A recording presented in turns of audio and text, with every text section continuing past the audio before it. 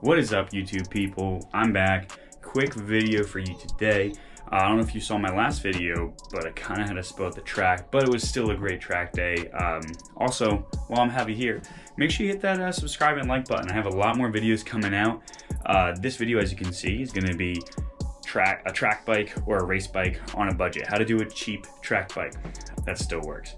Next video is going to be what it's like camping out at the track, night before into a track day. It's going to be a little bit less on the riding aspect of things. It's going to be more about just how it goes with getting to the track, setting up shop, camping out, and going through the day, a little bit of riding. And then following that is going to be my first video of this racing season for you guys, because we're going to be hitting the CCS round at NJMP.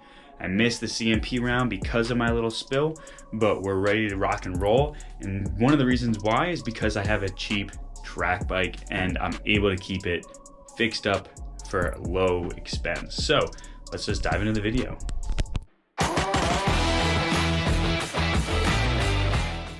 So as you guys have seen a couple times on my channel or my Instagram, by the way, Instagram, I'll put like right here, give it a follow. I do little short clips or videos or photos of my experiences and stuff, so you can give that a little follow if you want to check in that way. But my 2006 Yamaha R6 with my demon eyes and kind of a Gears of War paint scheme that's kind of worked against me, and people are quickly able to notice me. So if you make a mistake on the track or if you cut someone off, they find you in the paddock pretty quick. Enough on that. A Yamaha or a Suzuki 600 mid-2000s is gonna be your best friend for sourcing parts. Even if you blow a motor, it's only gonna cost you probably $1,500 on eBay for a used street motor.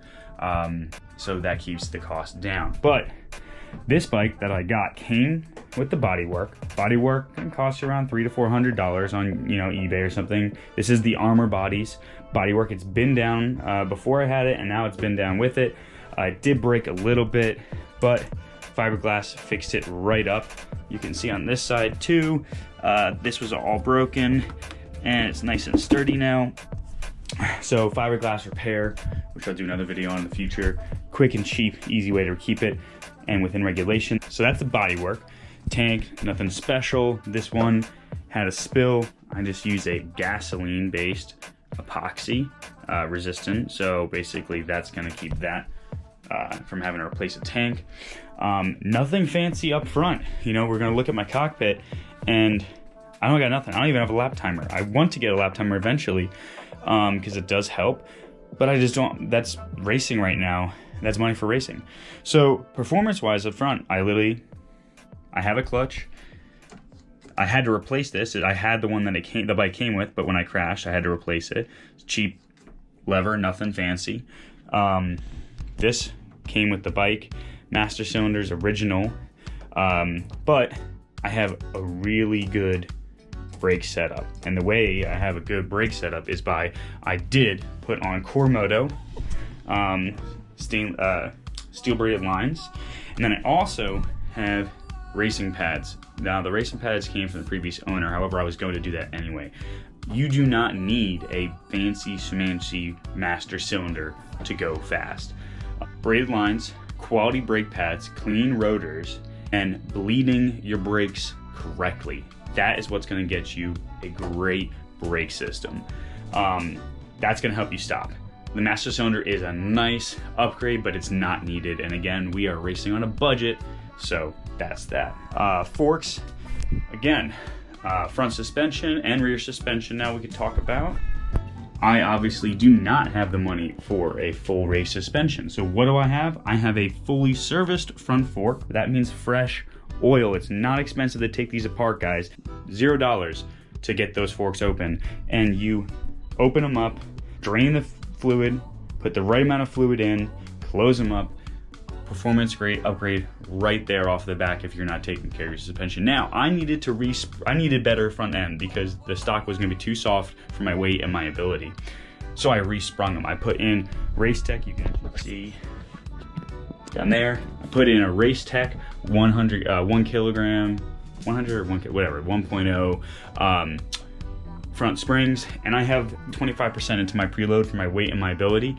for the front end before I'm bottoming it out. Now granted, I'm learning a new bike. I've only had 1 weekend on it and not in the heat, but I have a ton of room for growth now with that.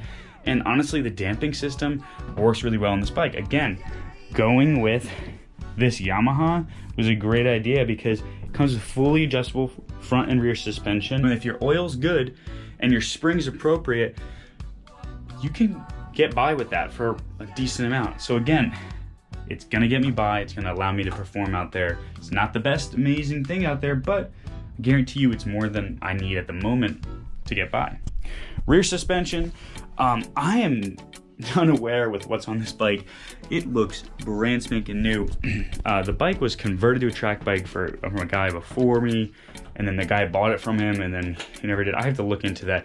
I think the rear is resprung because it's perfect for my weight. I have no rear tire issues with suspension. The bike doesn't run wide on throttle application, and the oil, I mean the rebound, I'm well within the middle of the rebound when the oil was hot, and it's so. Rear shock is an expensive thing, even if you're just servicing it. To pull it, send it off, it's just time and money. So preferably when you're getting one, to keep your expense down, get a bike that has a shock that's either upgraded or recently serviced. That's gonna keep your upfront cost down in the beginning of what you're doing.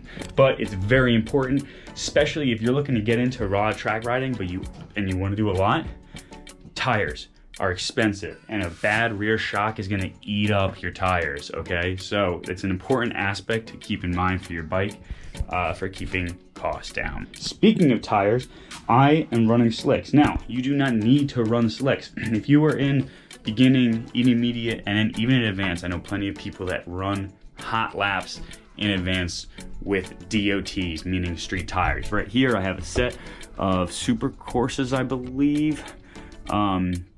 Now, I just prefer slicks. Now, what type of tires you run? You can run the super soft slicks. That's gonna be more money and it's gonna take more tire. You're gonna run through more tires. Now, you can run a generalized compound. You can run a nice endurance-based compound, meaning a slightly harder. You're gonna get more time out of those tires. And again, also in the regards of tires, correct suspension, and then also inflating them correctly and keeping an eye on the wear is gonna keep costs down. So my front tire and my rear tire, my first weekend on them, I ran Dunlops. Now, if you want to talk about expense, Dunlops also are the cheapest of Dunlop, Michelin, and Pirelli. I actually fell in love with these tires the second I started using them. So many people talk trash about them, but I love them. I'll do a future tire on that, future video on that. But proper pressures, proper suspension, keeping an eye on your tire wear keeps your costs down. So again, we're just talking about all these different ways to keep expense down, because the less you wear your tires inappropriately, the longer they're gonna last for you. And if they're wearing right, you're gonna get better grip, which means you're less likely to crash. No engine upgrades on this bike. We're keeping costs down. However, K&N air filter came with the bike. That's cool with me. Came with an upgraded exhaust system. Again, not something I was gonna put on the bike. But to be honest, keep the exhaust stock. You don't need to upgrade the exhaust system. These bikes have more power than anybody in the amateur racing or fun track day class could ever need. You're gonna see plenty of people on 200s, 250s, 300s, whatever, 400s that are beating you with your fancy smancy full of Krapovich's exhaust because they're fast. You don't need the exhaust to be fast. So don't go to that route. My bike came with it. It was a nice upgrade. Cool. Case protectors, I have a previous video I can link right here to keep costs down, because my last crash, I went down the left side and it wore on my case cover, not on the bike.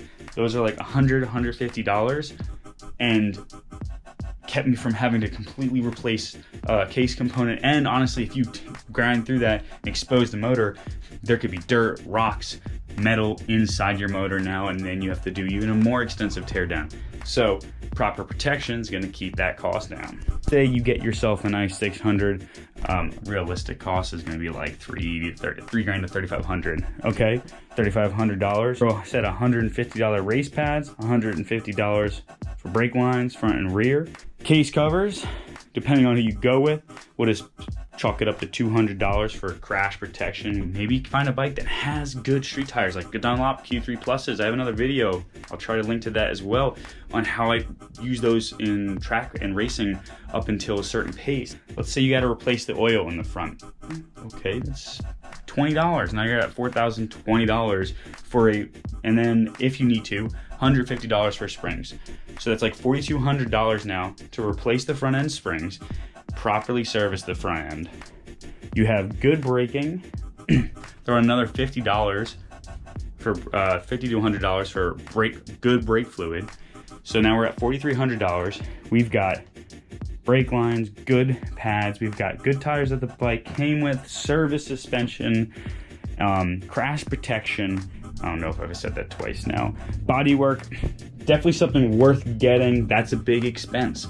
For the time being, if you're just track riding, don't worry about it. Just tape up the headlights or take the plugs out for the headlights. If you want to race, or if you want to track a lot, it's worth getting. But pick up maybe a set of used ones for $300.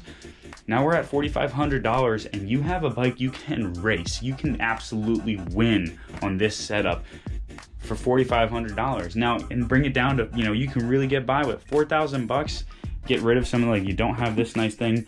Maybe your bike came with some braided lines. Again, we're keeping the expense as low as you can. And again, when things go bad, also don't need to upgrade your clip-ons. I still have my stock ones. The bike came with these upgraded Vortex clip-ons. Shout out to them. They actually just came on as a supporter.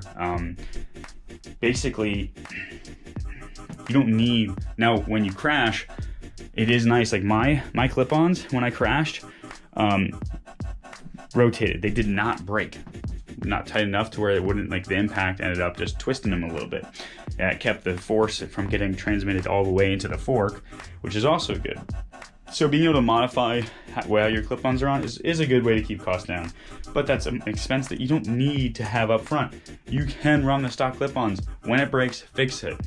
Don't worry about upgrading it if you're looking at keeping costs down. So basically, you don't need aftermarket. This came with the bike. Again, so it's all about making right choices, because I can tell you this much. I don't have a bunch of track and racing experience, but from the experience I do have, time on track is more important for your ability to be fast and be smooth and etc. and do well and race and win. That's more, time on track is more important than having the fastest bike, having the best modification. Being on track is what makes you fast. Being able to practice, it's like any sport. Time in the saddle is what matters. Take that money, spend it on the time on the track, not on the unnecessary modifications for that entry level and even into the mid-upper level. So I hope this is useful for you guys. It's something that it means a lot to me, because I'm doing what I'm doing on a budget, and I know a lot of people out there are doing the same. Overall, this was my setup. I didn't have to put too much into the bike, came with a lot. But brake lines, fluid, service and springs, gas cap, ignition delete. I put the Dunlop slicks on it. I painted the bike myself. Those are really the only things I had to do to this bike to make it, and that was just because that's how I wanted to do it. Some of them maybe didn't need to be done, but I did it. So I hope you guys liked the video. I hope it's useful. Make sure you hit that subscribe and like button. It really helps out to have you guys coming back. And if you think this is cool, share it with people. I'm trying to do my best to create cool content that you guys want to see. Next video is going to be how it's like staying over at the track, followed by a race weekend and more to come. So I will catch you guys next time. Joe on Twos.